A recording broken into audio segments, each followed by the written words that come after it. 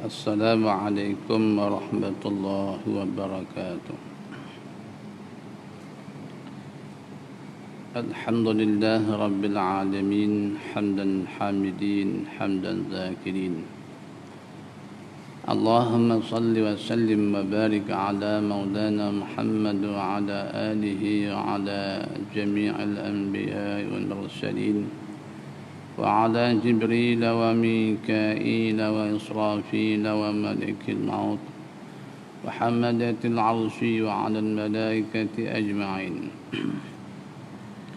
وعلى الأولياء والصالحين وعلى جميع عبادك المؤمنين في كل لمحة ونفس عدد ما وسعه علمك آمين. يا ربي صل وسلم على محمد يا ذا الجلال والإكرام أمتنا على دين الإسلام. يا ربي اشرح لي صدري ويسر لي أمري واحلل عقدة من لساني يفقه قولي ولا حول ولا قوة إلا بالله العلي العظيم.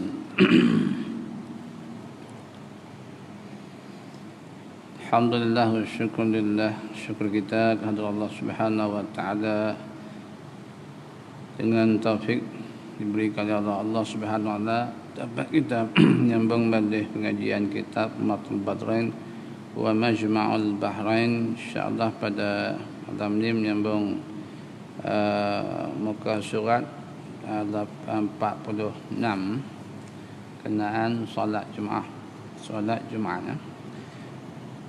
قال المصنف رحمه الله تعالى ونفعنا بعلومه وأمدنا بأسراره في الدارين. Dan syarat yang keempatnya bahawa jatuh ia berjemaah. Dan syarat yang keempat, syarat sah sembahyang Jumaat. Kata dia syarat yang keempatnya bahawa jatuh ia salat Jumaat berjemaah pada rakaat yang pertama juga, dengan bahawa berkekalan berjemaah hingga selesai sujud yang kedua. Kata dia dan syarat yang keempatnya daripada 6 syarat daripada 6 syarat sah Jumaat bahawa jatuh ia berjemaah, bahawa jatuh makna berlaku ataupun dilakukan sembahyang Jumaat dalam keadaan berjemaah.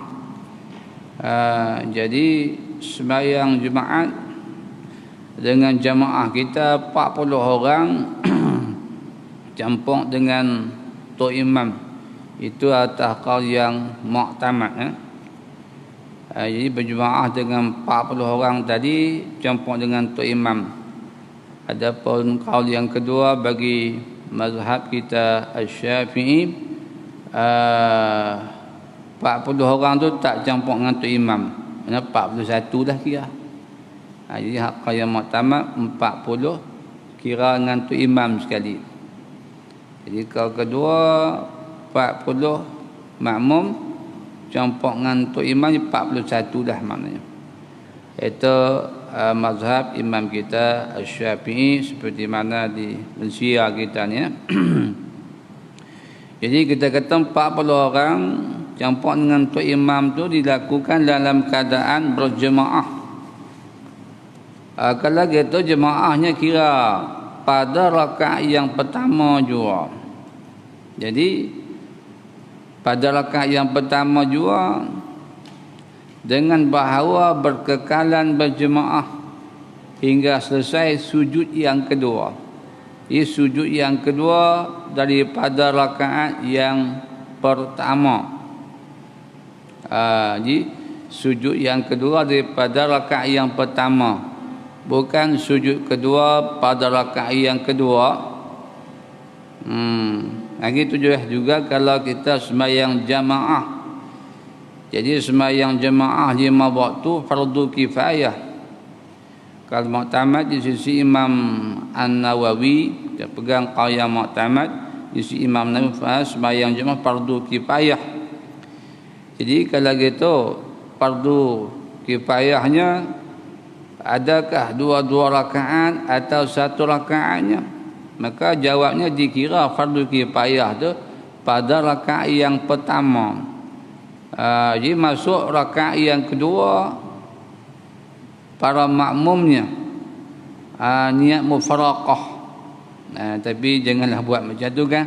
Ini kalau niat mufaraqah, ini kes masalah mungkin darurat lah, sakit perutnya apakah masalahnya, masalah peribadinya terpaksa balik awal kan. Jadi bila kita dapat satu rakaat bersama tok imam, kalau sembahyang maghrib kita tadi, masuk rakaat kedua kita niat mufaraqah, kita sembahyang seorang, imam niat mufaraqah, kita bercerai dengan tok imam lah, maknanya aku mufaraqah. Masuk rakaat kedua niat aku mufaraqah. Jadi maknanya kita sembahyang ikut kita lah, nak panjang pendeknya kita. Kita cepatkan sembahyang kita seorang, lepas tu kita start mutu balik pasal ada masalah daruratnya. Mungkinlah macam tu kan. Tapi pahala kita kurang lah kan. Kita dapat setakat satu rakaat kedua seorang kita kan. Maka dikira sebagai sudah mendirikan sembahyang jemaah atas nama fardu kifayah, sembahyang jemaahnya. Itu kalau sembahyang jemaah. Tetapi apa bezanya dengan sembahyang Jumaat dia? Kata dia tadi, mana berlaku jatuh makna berlaku ataupun dilakukan sembahyang Jumaah tadi dalam keadaan berjemaah 40 orang tadi. Jadi mesti dia kata bahawa berkekalan berjemaah hingga selesai sujud yang kedua. Maksudnya sujud yang kedua pada sembahyang pada rakaat yang pertama. Tengok tak habis lagi dia cakap. Dia kata dan jika mufaraqah. Jika mufaraqah, maknanya jika makmum niat mufaraqah, maknanya bercerai dengan imam, aku mufaraqah niat makmumnya. Dan jika mufaraqah sekalian makmum akan imam. Kemudian daripada sujud yang kedua itu sekalipun. Jadi bila habis sujud yang kedua, bangun nak masuk rakaat yang kedua, para makmum tadi semua pakat niat mufaraqah. Aku mufaraqah dengan imam. Ini masalah nak fahamlah kan. Jadi masalah ni kalau sembahyang jemaah dia lebih pada 40 orang ni. Lebih pada 40 orang, ratusan para jemaahnya, mustautin ratusan orang, ribuan orang, bolehlah berlaku macam ni kan. Tapi kalau cukup 40 saja, tengok kata dia macam mana.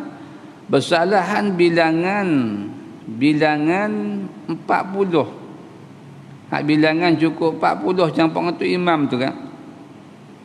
Maka disyaratkan dia 40 tu berkekalan daripada awal sembahyang hingga kepada salam. Jadi hingga kepada selesai memberi salam.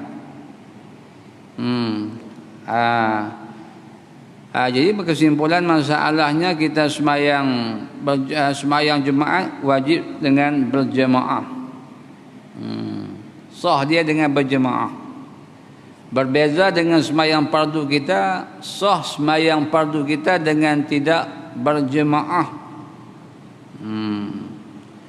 Maka sembahyang jemaah atas nama fardu kifayah, tu imam bersama orang bersama seorang makmum, sudah terangkat hukum fardu kifayahnya.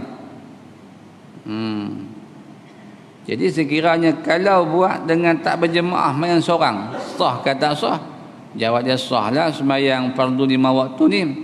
Cuma dosa fardu kifayah tu kalau tak lakukan habis kena dosa habis kan. Pasal tak dirikan jemaah pada tempat tu seperti mana yang kita baca pada bab jemaah yang lalu. Tetapi beza dengan sembahyang Jumaat tak. Mesti dilakukan sembahyang Jumaat ini dalam keadaan berjemaah. Mana habis tu imam takbir Allahu Akbar, kita para makmum takbir mengiringi tu imam, ikut tu imam tu kan sampai tu imam bagi salam, baru kita bagi salam. Itu yang disebutkan tadi dalam lingkungan 40 orang. Jadi 40 orang ni mesti ikut tu imam daripada awal sembahyang takbir ihramnya sampai tu imam bagi salam. Kalau hal lebih daripada tu, orang yang ke-41 hingga ratusnya, hingga ribunya, mereka ni niat mufaraqah pada rakaat yang kedua, maka sembahyang Jumaat tu sudah dikira sudah terlaksana, sudah didirikan Jumaat. Walaupun lebih 40 orang tu beratus-ratus ribu niat mufaraqah belaka. Kerana dikira dapat kerana dikira berdirinya Jumaat tadi pada rakaat yang pertama sahaja. Tetapi dikatakan tadi 40 orang tu mesti setia lah kan, kita kata senang cakap, mana setia ikut daripada awal takbir sampai bagi salam. 40 orang tak boleh keluar, tak boleh niat mufaraqah. Yang lebih pada tu boleh niat mufaraqah. Itu kata dia tadi, itu dia kata tadi bersalahan bilangan 40 maka syaratkan dia akan dia 40 berkekalan sampai habis. Itulah kan kita mungkin qaryah kita tentulah kita kata zaman sekarang ni manusia ramailah, mudah-mudahan ramai. Sembahyang Jumaat kita melebihi 40, ratus-ratus orang yang mustautin datang sembahyang Jumaat di masjid kita. Mungkin ada tempat yang ribunya. Maka dalam keadaan macam tu hukumnya, orang yang lebih pada 40 seperti mana yang kita sebutkan tadi, mereka niat mufaraqah. Bolehkah tak boleh? Jawabnya boleh. Tapi walaupun boleh jangan buat. Ada benda boleh jangan duk buat kecuali darurat kan. Darurat tadi pasal tengok masa dah suntuknya, ada urusan kerja yang nak dilaksanakan, jadi dia terpaksalah niat mufaraqah pada rakaat yang kedua. Dan kita tengok di masjid penuh dengan para jemaahnya. Jadi harapan kita, zon kita, jemaah ni dah beratus ribu, dah ratus, mungkin ribu. Kita ada seorang dua ni ada masalah, rakaat kedua kita niat mufaraqah. Tak apalah, dia dikira kita sudah mendirikan sembahyang Jumaatnya. Itu hukumnya kan. Gitulah juga kita kira tadi sembahyang Jumaat kita, maghrib kita, bila masuk rakaat kedua kita makmum niat mufaraqah, maka kita ni sudah melaksanakan sembahyang jemaah dengan atas nama fardu kifayah, sudah terlaksana. Walaupun rakaat kedua kita niat mufaraqah, jadi rakaat pertama tu ikut macam biasalah, rakaat kedua baru niat mufaraqah. Ini perkara hukumnya. Ini kita pakai ketika darurat boleh kan. Kalau saja-saja nak buat macam tu, apa faedahnya kan? Kita sembahyang ni kita nak redha Allah, itu asalnya di hamba Allah Ta'ala. Jadi kalau kita di samping kita menjadi hamba Allah Ta'ala, Allah Ta'ala janjikan pahala yang berlipat ganda daripada 10-nya sampai 700 ganda, bahkan hingga lebih pada itu. Allah Ta'ala maha kuasa untuk berikan berapa banyak Tuhan nak beri. Maka kita laksanakan ibadat kita ni dengan sempurna daripada awal hingga akhir. Bahkan mana lepas pada akhir kita iringikan pula dengan jadi dengan bacaan ila hilal stulil firdausi ahla wala aqwa ala nal jahimi fahabli taubata wa fil zunubi fa innaka ghafiruz zambil azimi, sebanyak 5 kali. Sebanyak 5 kali yang bagaimana yang disebut oleh Syekh Abdul Wahab Asy-Sya'rani Wali Qutub. Siapa mengamalkan bacaan ilahi la studi firdausi ahla sampai habis tadi, selepas sembahyang Jumaat dibaca 5 kali, insya-Allah mati atas iman. Al-mautu 'alal islami wal iman. Tak panjang bukan, jadi bacaan ilahi la studi firdausi ahla tu maklum 2 bait tu. Jadi kalau tak tahu boleh buka YouTube tengok, dengar lagu dia boleh hafal. Budak-budak pun ingat banyak kan. Jadi itu patut kita amalkan. Dan yang terbaik lagi lepas pada sembahyang Jumaat ni, kita sementara kita berada dalam masjid, kita diberi masa tempoh umur kita dalam dunia ni, lepas sembahyang Jumaat tadi kita bacalah kalau dapat Fatihah 7 kali, lepas itu Qulhu 7 kali, Qul a'udzu birabbil falaq 7 kali, dan Qul a'udzu birabbin nas 7 kali. Ana Fatihah 7, Qulhu 7, Qul a'udzu birabbil falaq 7, Qul a'udzu birabbin nas 7. Kelebihan banyak yang disebutkan dalam hadis. Jadi kita tak perlu bincangkan kelebihan dia, tapi kita buat Allah Ta'ala bila kita banyak buat ibadat, insya-Allah Allah Ta'ala selamatkan kita dunia akhiratnya. Jadi berkat. Bila amal ibadat ni, bila kita usaha dapatkan banyak, maka bila banyak dia akan melimpah ruahnya. Boleh anak cucu kita, jiran-jiran, saudara-saudara kita boleh tumpang. Jadi kalau kita ibadat sikit, siapa yang boleh tumpang kita? Jadi nafsi-nafsi dah namanya kan. Jadi bila kita sebut tentang ibadat sunat, jangan kita buat bermudah-mudah, kerana kebanyakan kita tertipu daya. Dia kata sunat saja, buat apa? Kita buat wajib je. Ini pahaman yang salah, pahaman yang meleset, pahaman yang ada sakit.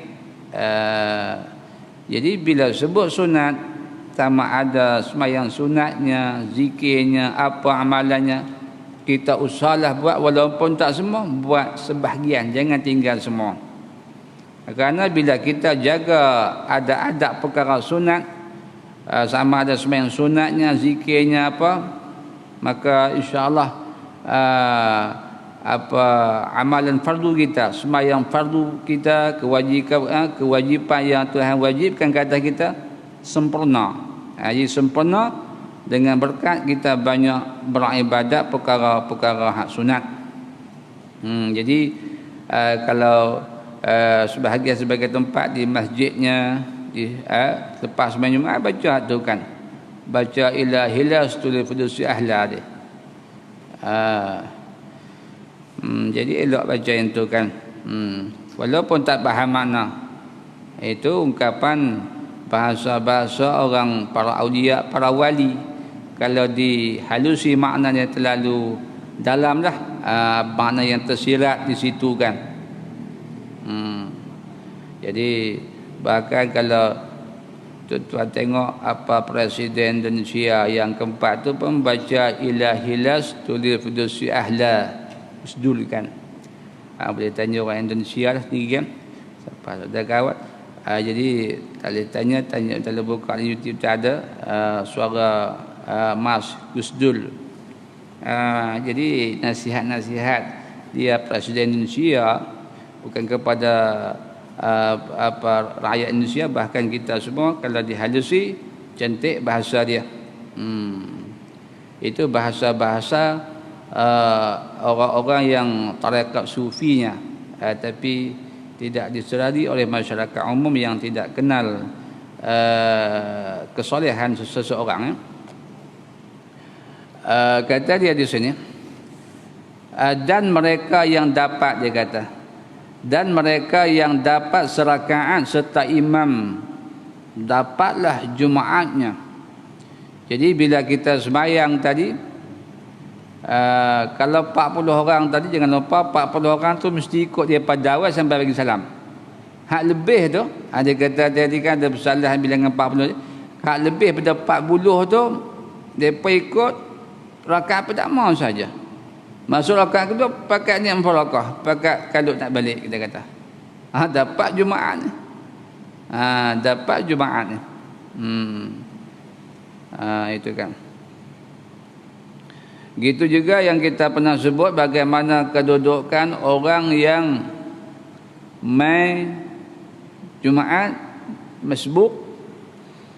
Bila dia mai, Tok Imam sudah masuk rakaat kedua, tak rakaat lagi. Mungkin Tok Imam dia baru nak rakaat, atau Tok Imam tengah baca Fatihah atau surahnya, kita masbuk takbir Allahu Akbar, kita pun dan rakaat bersama Tok Imamnya, kira dan tumakninah.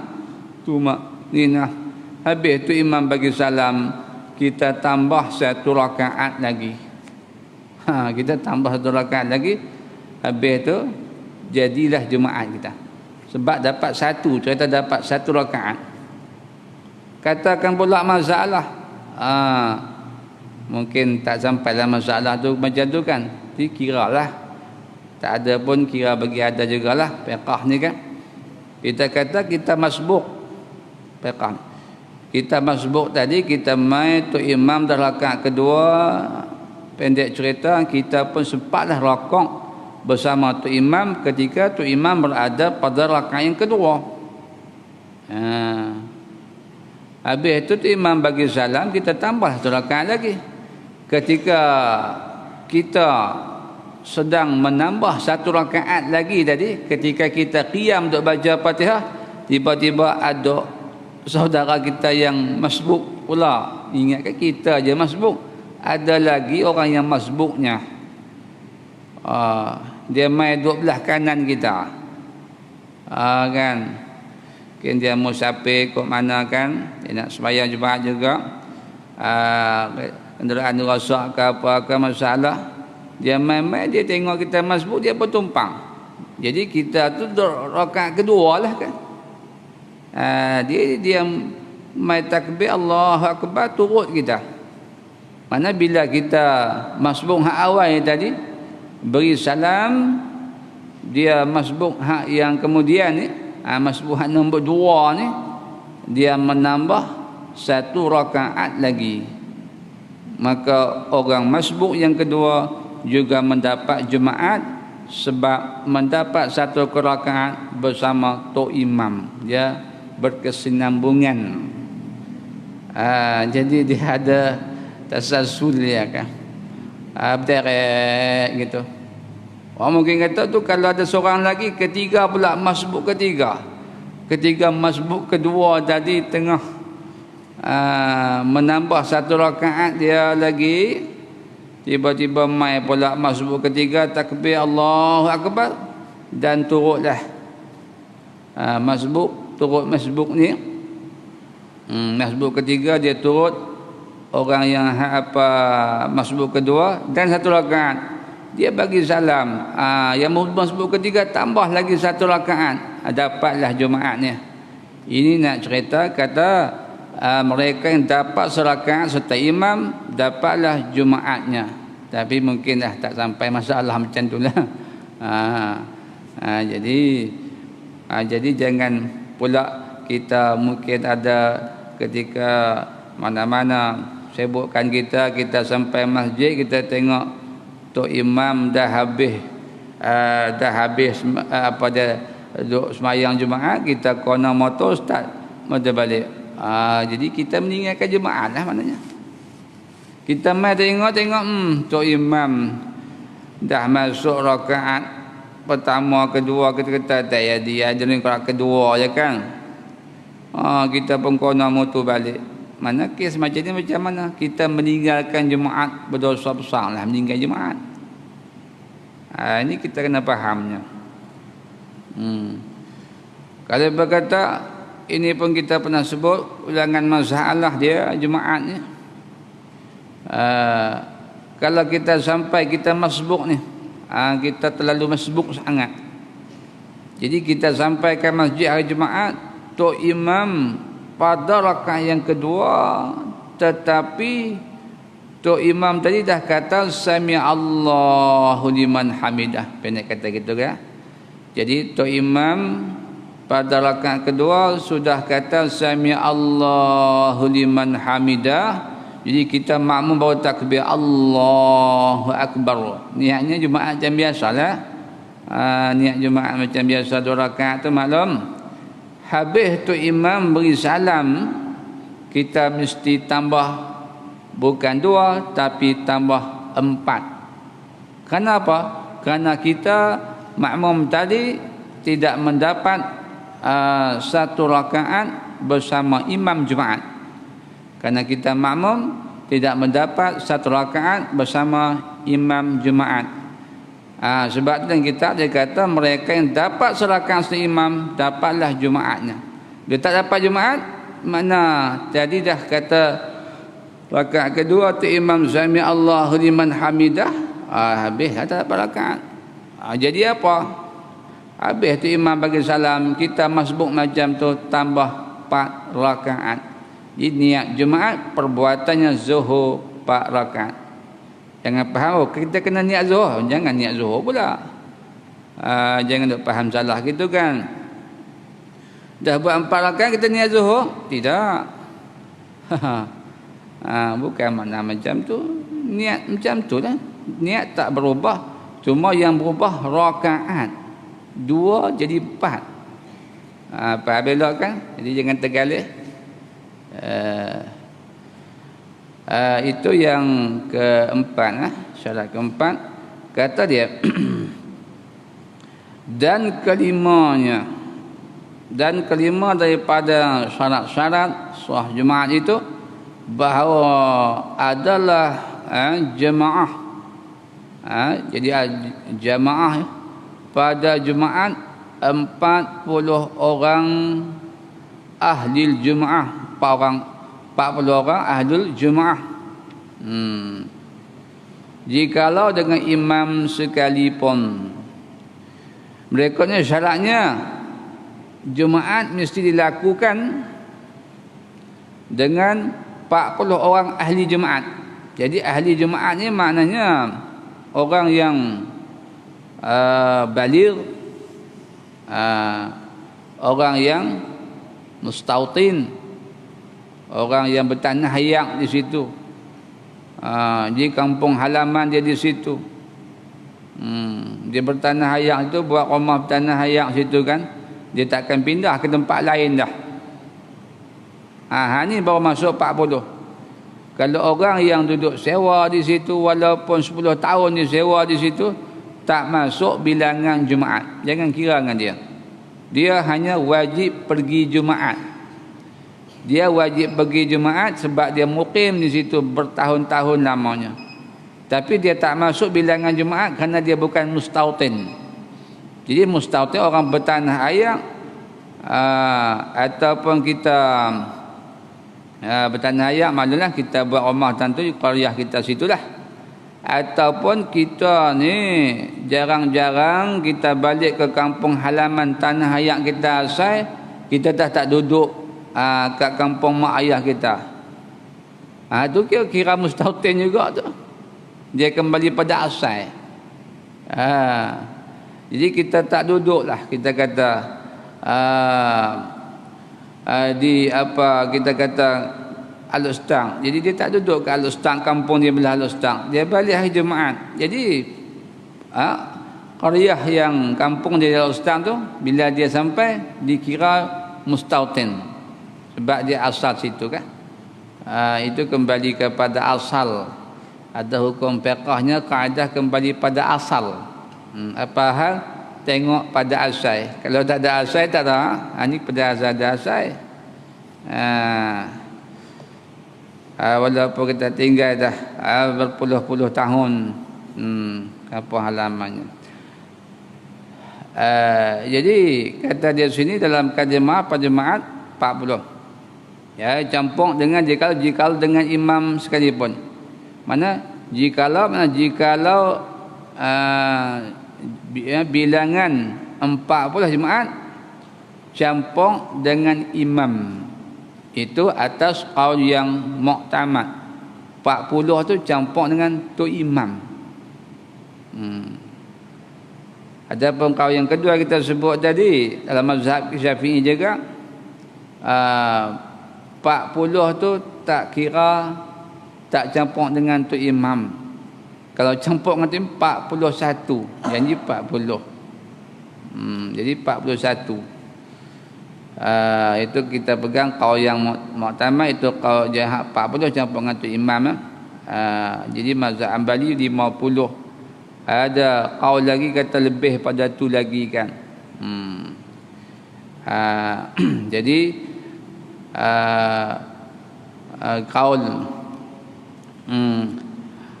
yang hak mengatakan kurang daripada tu 4 orangnya, 12 orangnya tidak sah. Jadi wal qadim laisa madhhaban indana. Jadi bagaimana disebut dalam kitab fiqh, antaranya kitab Majmu' Syarah Muhazzab, disebutkan perkataan wal qadim laisa madhhaban indana. Qal qadim bagi imam kita Syafi'i contoh jadi sah 12 orang buat jemaat, itu tidak jadi madhab bagi kami. Jadi Imam Syafi'i dah tak amalkan yang tu ketika sudah imam kita Syafi'i berpindah ke Mesir. Jadi sekiranya kita tak cukup bilangan 40 dalam mazhab kita Syafi'i, maka kita buatlah Jumaat, buatlah Zuhur.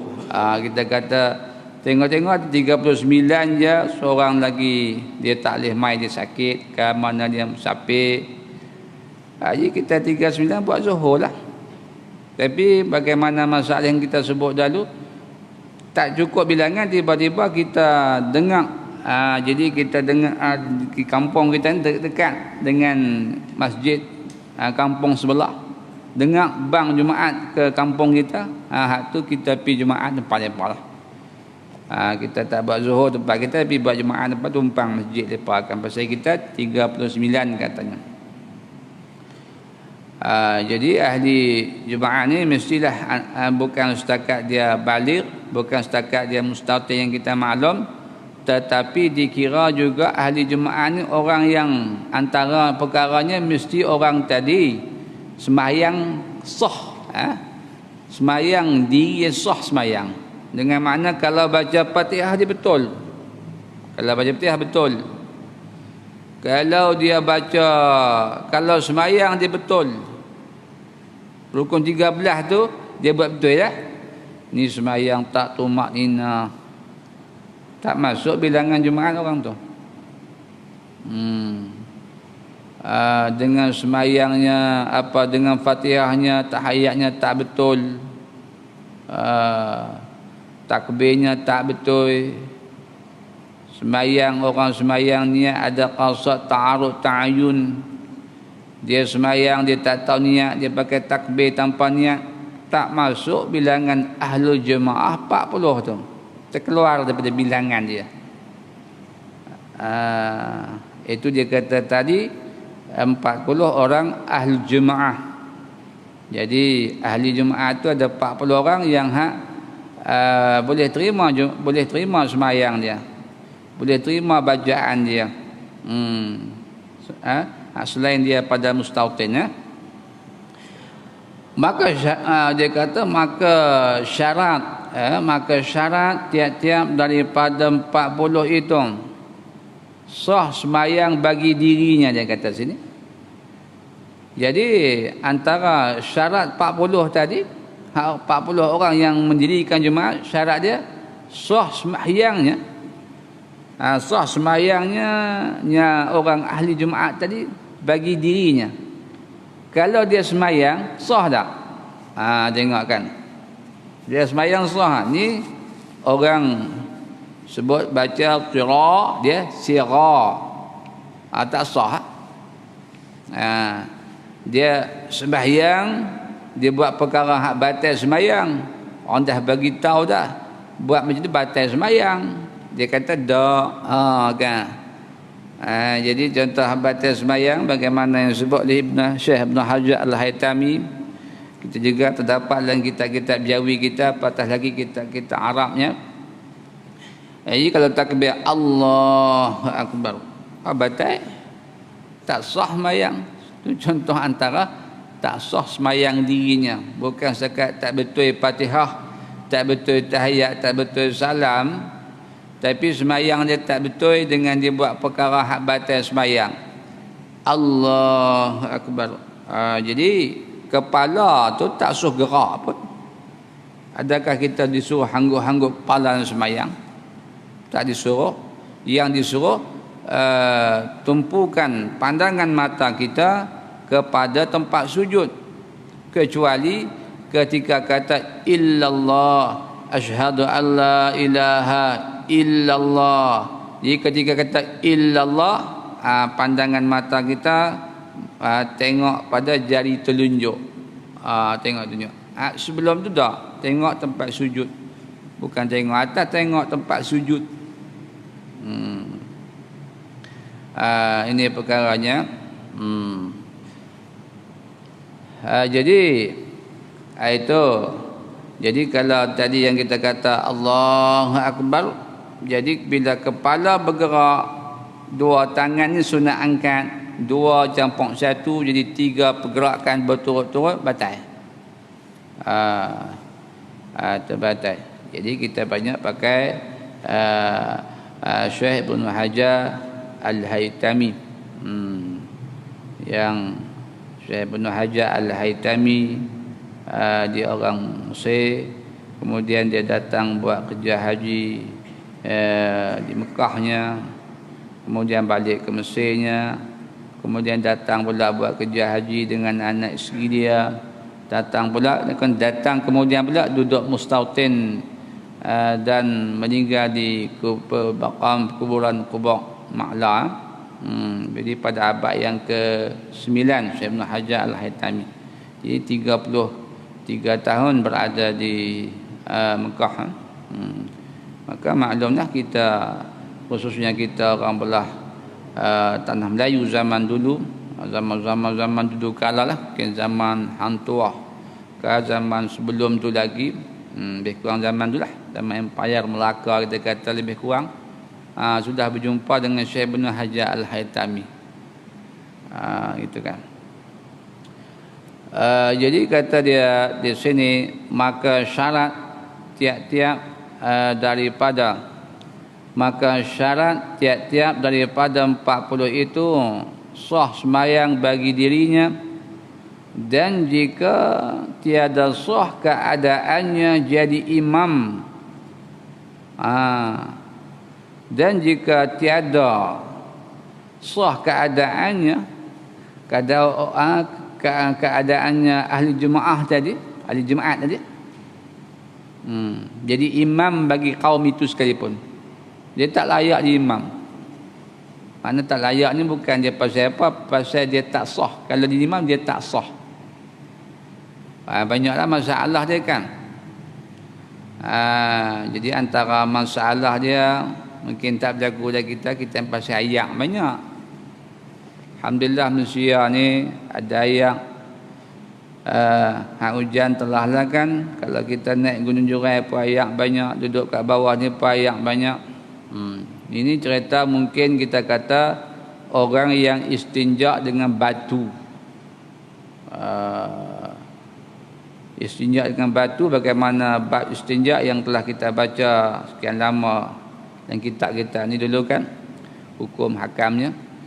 Jadi kalau gitu istinja dengan batu, sebahagian daripada alat untuk bersuci ialah pakai batu ataupun umpama batu, benda-benda yang kesat,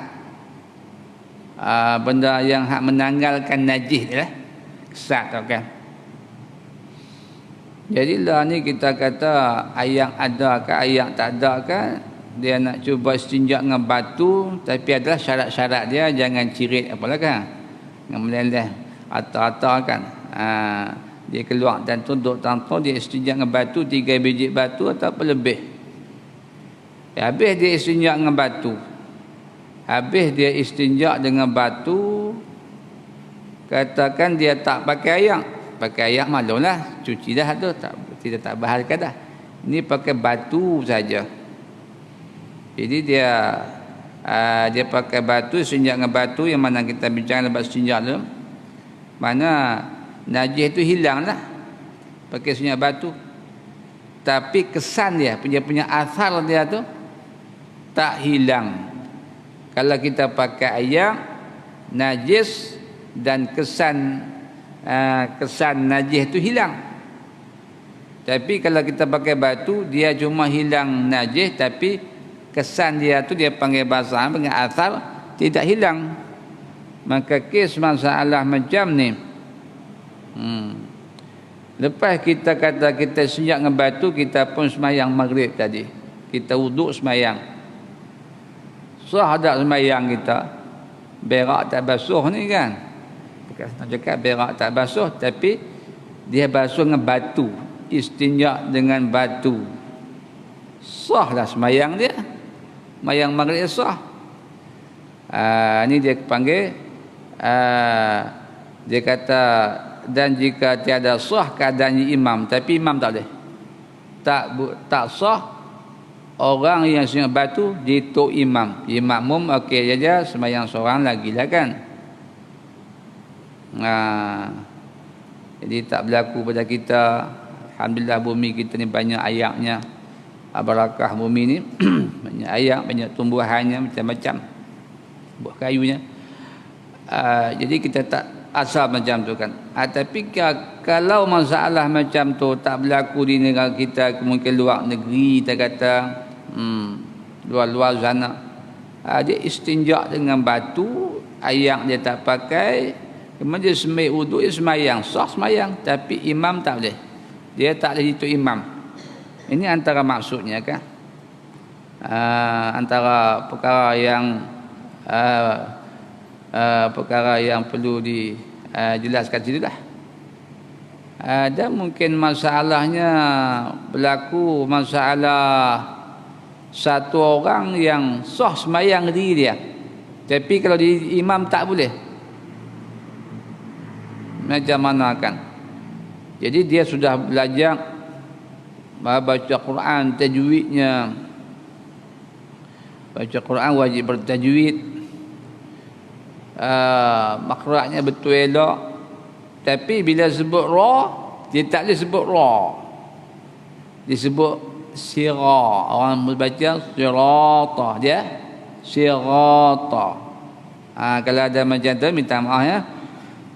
Jadi kalau ada orang macam tu, dia perlu belajar Qurannya, tajwidnya, ingat. Tapi bila sebut sira, dia jadi sira, ra dia ra. Dia belajar, perlu belajar, tak dia nak ubah lidah dia macam tu. Tak dia nak ubah. Dia lihat lah gitu.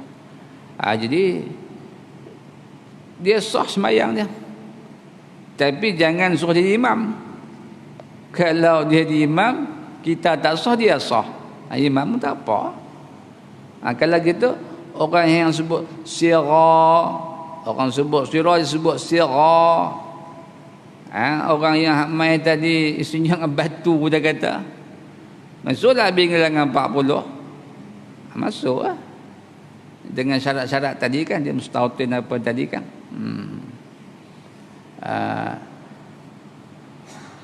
Dan sah imam Jumaat, dikata lagi, dan sah imam Jumaat kanak-kanak yang mumayyiz. Pendek kata, kanak-kanak yang kalau segi umur, kita ambil umur 7 tahun. Jadi berdasarkan mafhum daripada hadis, Nabi suruh kita para ibu bapa ni menyuruh anak-anak dia, muru auladakum bis salah ni, perintah anak perintahlah anak kamu sembahyang ni ketika umur 7 tahun. Dikias oleh ulama fiqh, bukan sembahyang saja, dengan puasanya, dengan menutup aurat. Sunat, mana sunat ibu bapa suruh anak-anak dia ketika umur 7 tahun. Jadi ketika umur 7 tahun sembahyang, suruh tutup auratnya, suruh puasanya, apa semua perkara kewajipannya. Sunat suruh. Maka mafhum di sebaliknya, perkara tersiratnya di situ dah ada mumayyiz. 7 tu confirm mumayyiz. Kalau 6 tahun tu belum confirm lagi mungkin mumayyiz mungkin tak lagi. Tapi kalau dah 7 tahun tu dah mumayyiz, ini sunat ibu bapa suruh. Tapi ketika umur 10 tahun wajib suruh ibu bapa ni, penjaga ni wajib suruh anak-anak dia sembahyang. Dikira sembahyang apa puasa apa semua tu aurat. Kalau lepas tak mau sembahyang boleh tibai. Jadi boleh tibai biar tu sembahyang. Itu maknanya 7 tahun sunat ibu bapa suruh anak-anak ketika tahun suruh sembahyang. Itu maknanya mumayyiz itu. Berbalik pada fiqh kita bab sembahyang jemaat, itu dah juga kalau bab sembahyang jemaahnya, jemaat dan sembahyang jamaahnya, tok imam dia kanak-kanak yang mumayyiz. Jadi kanak-kanak yang boleh membezakan antara baik dan buruk. Kalau tanya tangan kanan kiri dia boleh abang.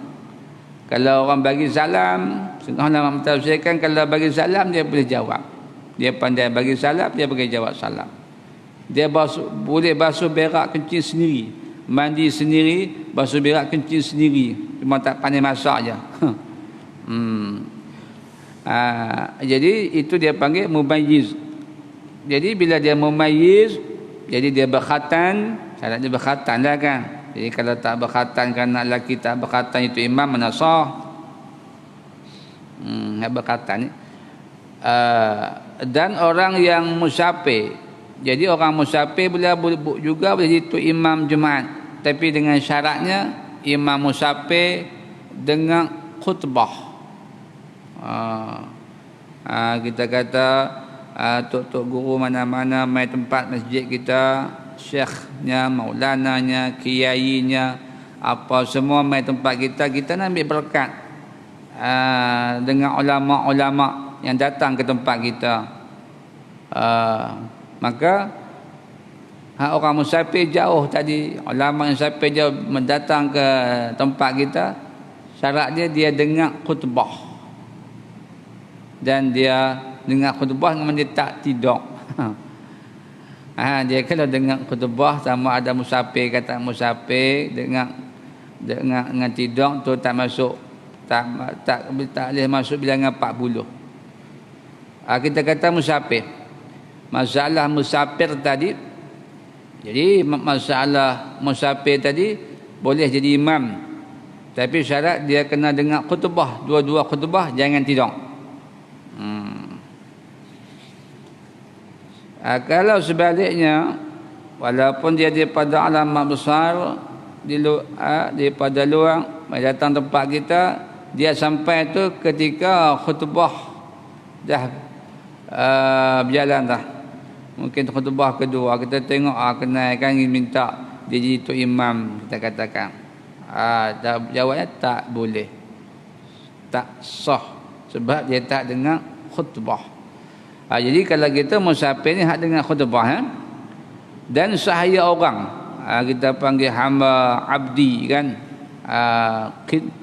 kinnon, hamba tulen kan, kita panggil kinnon dalam bahasa Arabnya. Dalam bab hamba ada hamba muallaq, jadi hamba yang ditaklikkan dengan kematian tok penghulu. Tok penghulu kata, tuan dia kata kalau aku mati hang bebas merdeka. Itu hamba muallaqnya. Ada hamba mukatab, jadi ada hamba mudabbar, macam-macam jenis hamba kan. Jadi hamba lah sah jadi tok imam dia. Jadi serupa dengan masalah sembahyang jemaah. Dan mereka yang nyata berhadas, Dan mereka yang nyata berhadas jika hadas besar sekalipun. Tengok masalahnya kan. Jadi kata dia, dan mereka tu kembali pada imam Jumaat lah. Mereka yang jadi imam Jumaat tu yang nyata berhadas. Maksud berhadas ni dia kata sekalipun berhadas besar sekalipun. Maknanya berhadas tadi bila selepas solat Jumaat. Lepas habis sembahyang Jumaat, dia kata, minta maaf tuan saya tadi tak ambil yak sembahyang. Saya duk ingat kalut-kalut tadi, tak perasan lah. Habis sembahyang bagi salam, baru teringat, tak ambil yak sembahyang. Ni dia panggil berhadas kecil. Sekali berhadas besar, maklum. Jadi kita ambil hadas kecil lah. Hadas besar mungkin tidak. Kita kata hak hadas kecil ni, Tok Imam tadi dia kalau main dia terlupa sampai masjid, dia sembahyang Jumaat dah, habis sembahyang Jumaat dia beritahu, "Tama tuan saya tadi tak wuduk dan lupa nak wuduk." Jadi kes macam ni macam mana jawab dia? Jadi sah dan sah tadi. Mana kalau tak dan sah, kalau ayatnya sambung ayat atasnya, dan sah imam yang mereka yang jadi imam yang nyata berhadas. Kaitnya dia kata jika genap bilangan dengan yang lain daripada mereka itu. Jika genap bilangan 40 ya, dengan yang lain daripada mereka yang jadi imam tadi kan. Jadi hak imam dia kanak-kanak mumayyiz, imam dia musafir, imam dia hamba, imam dia apa tadi berhadas. Tapi maknanya orang yang kat masjid tu, qaryah tu, memang melebihi 40-nya. Dia mai tolong itu imam saja. Dia mai jadi tolong itu imam saja. Itu maknanya kan. Jadi kalau gitu soalannya mungkin dia kata pasapa tu imam berhadas, tak kiralah dia imam Jumaat ke imam sembahyang Jumaat tiap-tiap hari ni sah. Kerana sebab dia karenanya jadi kerana hadas ni tidak menegah, tidak menghalang berlakunya sembahyang jemaah, dan dengan berhadas juga tidak menghalang daripada mendapat pahala sembahyang jemaah. Seperti sembahyang 5 waktu lah kan. Jadi kesnya, masalah fiqahnya, kalau kita tahu kenapa. Jadi kalau kita tahu tu imam tu kentut, kalau pi turut memang tak sah awal lah tu. Ni tu imam, bila kita berimamkan dengan tu imamnya, tak kiralah Jumaat ke jamaah ke. Jadi kita zon ataupun yakin tu imam kita sah, memang dia tak kentut, dia ada wuduk. Jadi masalah dia pergi habang lepas pada tu. Tadi kita dah zon, kita yakin. Jadi kita zon yakin, maklum boleh kembali kepada kaedah kan. Kepada jadi al-yaqin la yuzalu bisyakki mungkin. Dia pendek kata tak apa, sebab benda tu hadas ni benda yang tak dapat dilihat. Jadi hadas tak dapat dilihat. Bagaimana ibarat ulama menyebut sebagai amrun i'tibari. Seperti mana kita sebut dalam masalah bab wuduk, ba'adah kecil, ba'adah besar. Dia benda tak boleh tengok, amrun i'tibari. amru i'tibari intiza'inya kan, ikhtira'i kan, si intiza'inya kepada dalam usul. Jadi benda-benda tak boleh tengok.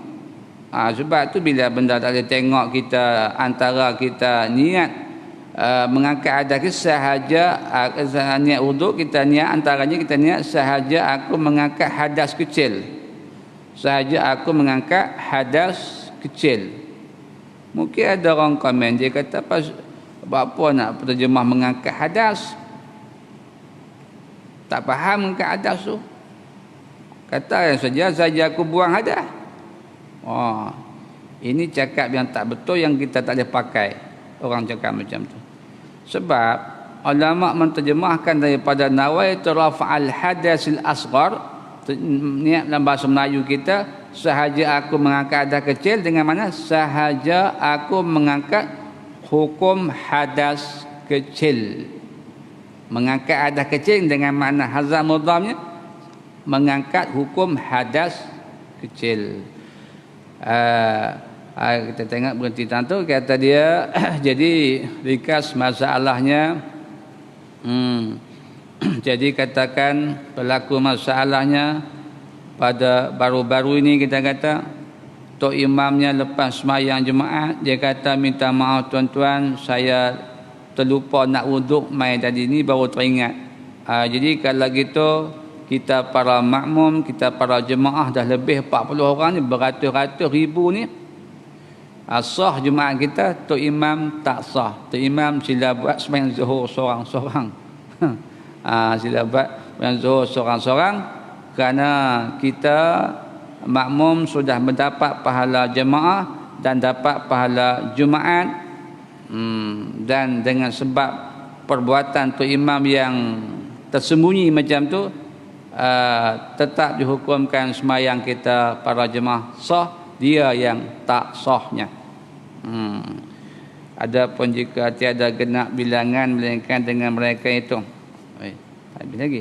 Adapun jika tiada genap bilangan melainkan dengan mereka itu, maka tiada dihisapkan mereka itu yang jadi imam daripada kanak-kanak mumayyiz dan musafir dan sahaya hamba tadi, yang hadas tadi, dengan yang lain daripada maka dihisapkan mereka daripada 40.